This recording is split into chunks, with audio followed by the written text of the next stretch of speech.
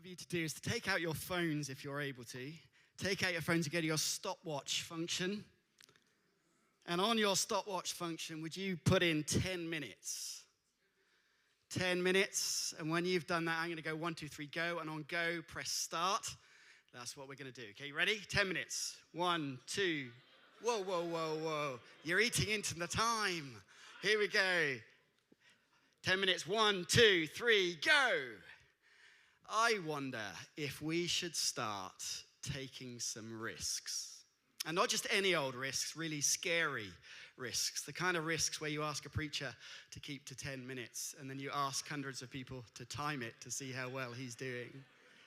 I don't know if you're a risk-averse sort of person or you love risk, but for me, one of the risks I remember taking a good number of years ago was this on the screen. I was able to go traveling with my brother.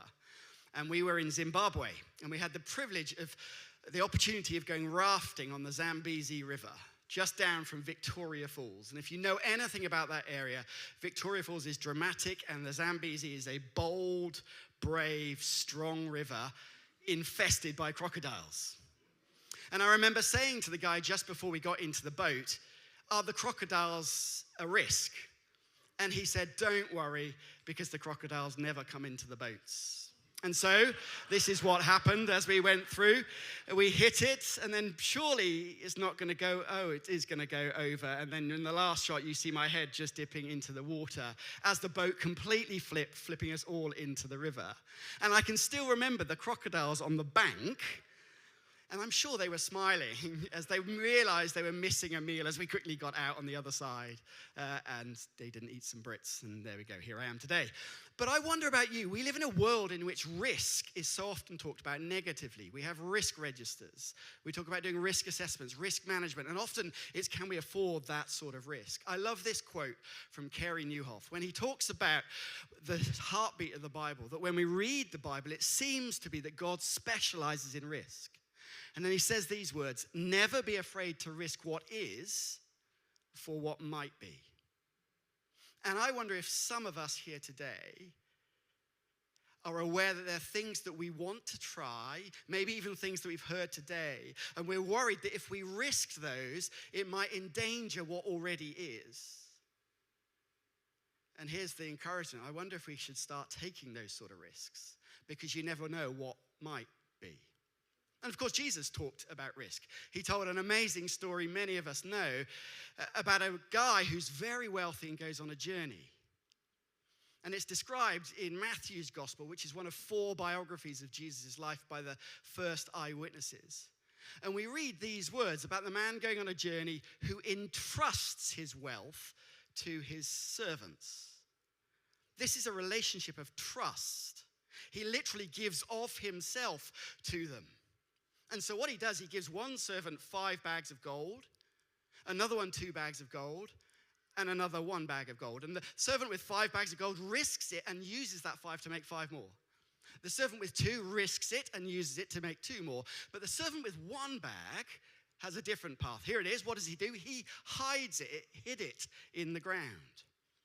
And why did he do that? Well, Matthew tells us. He did it, and the man said, because I was afraid. So you've got a relationship of trust that is willing to risk, or a relationship of fear. Here's the important thing for us if we're in leadership. Embracing risk is rooted in trust.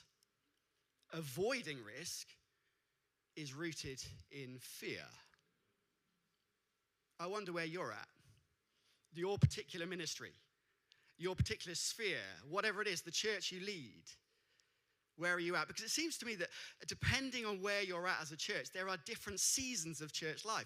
And for some of us, we're in a season where we're not seeing the growth that we long to see. Maybe the momentum isn't there. The people we've prayed for, the ideas that we've planned, we don't see it in the way that we long for. And maybe even in this sort of gathering, we're filled with a mixture of inspiration and, if we're honest, a bit of sadness. Because the stories we hear over there are not what's happening in our world. And for those of us in those places where there is less momentum right now, the more risks you need to take. Because if you are honest, the numbers on your dashboard the speedo dials, if you like, are not heading in the right direction. And you have an amazing opportunity to take risks for what could be. But for others of us, we're not in that season. We're in this season where there's lots of momentum at the moment, and the growth we're really excited about. People are coming into our church. People are meeting Jesus. Relationships are healed. People are restored. And this is a time of great momentum. But for those of us in that situation, the challenge is that the more momentum you have, the less risks you're likely to take. Because you might unsettle the momentum that's already there. So friends, let me ask you, what risks are you embracing and what risks are you avoiding and why? I don't know if you've heard the story of Kodak. Here it is on the screen. Yay, the 80s. Anyone remember the 80s? Come on. Kodak during the 80s and 90s was the global giant in photography. At its peak, over 50% of the global photography market was dominated by Kodak. In America, 80% was dominated by Kodak. At its peak in 1996, it was worth $30 billion, which was a lot of money in those days. Still is a lot of money, let's be honest. 1996 at its peak, 30 billion. By 2012, it was declared bankrupt. In 16 years, it had gone from hero to zero. Why? Because they didn't take risks. They were the company that developed the first ever megapixel digital camera. But at the time, their business, their momentum was in film cameras. Anyone remember those? Yay. That was where their momentum was. And so they weren't willing to take risks with their current momentum. And so very quickly, other businesses took over and their business was bankrupt. Friends, are we willing, even in seasons of momentum, to risk what is for the amazing potential of what could be? Let me make this personal for a moment for us at Riverside Church. I have the privilege of pastoring a church called Riverside here in Birmingham. We're not here in Birmingham, we're in Hales Owen, but it's all the same thing. It's all Birmingham, really.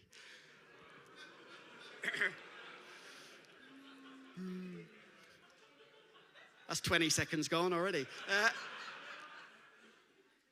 For us as leaders, we're asking some big questions because we're a church that was founded on wanting to help people get to know Jesus. And over the years, there's been seasons of real momentum and other seasons of plateau and lots of good things and then some other things. And right at the moment, we're asking questions about where we are at. And we decided to do something brave because we have really good, encouraging engagement with the community that we're in. Lots of people come through our doors, and we're thrilled for what God is doing. But we decided to take all of our Google reviews and look through what they said. Interesting. And here on the screen is what appeared. We took all of our Google reviews and put all of the words of our Google reviews into a little thing that makes something like this. And the bigger the word, the more often that appears in our Google reviews. And as we looked at that, there were some massive encouragements about how welcoming and how friendly and what a great group of people. Amazing, wonderful group of people, so much to be thankful for. And yet when we as leaders carefully looked, there was one word that we long to see and is not there. The name Jesus. And that hit us like a lightning bolt.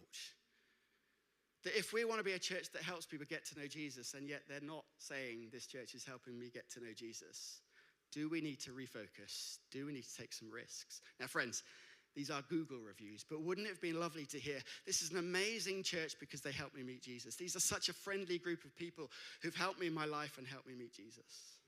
And so we're beginning a process where we're asking some big questions. We've been given all our staff a risked it sticker. Some of us have got it on our phones, just to personally encourage us. There you go, come on. Just to encourage us personally to take risks. Like doing a talk in front of hundreds of church leaders for the first time, not using notes. Maybe we need to take some really scary risks. So friends, as I close, what risks are you embracing?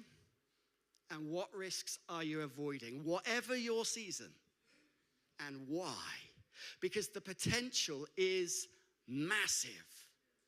Never underestimate the power of risking what is for the potential of what could be. So that, friends, is what I'd start, taking a few more scary risks.